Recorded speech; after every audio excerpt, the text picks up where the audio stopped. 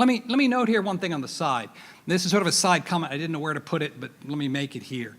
And we have to see what these forms of participation are, but we shouldn't necessarily think it's going to take the form of precise rules that are all written out. A very interesting thing, I think, in Professor McShay's presentation was the informal ways we've had all kinds of lay influence, the use of the lay sword, as she put it, in the history of the church.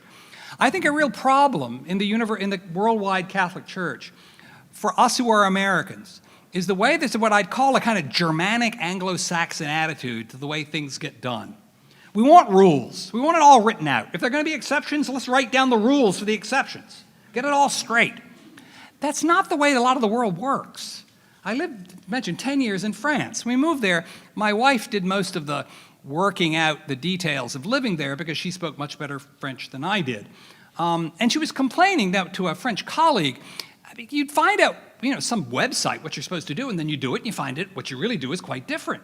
You didn't really need to do this. That would really boil her up. Here's a long list of things you need to do. Then you go in with all these pieces of paper and somebody at the counter says, you really did all that? We never really think people are going to do that.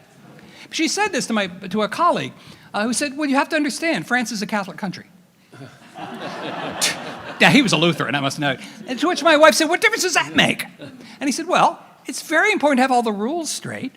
It's just not all that important to follow them all the time. And there is a kind of notion the rules have a certain kind of place.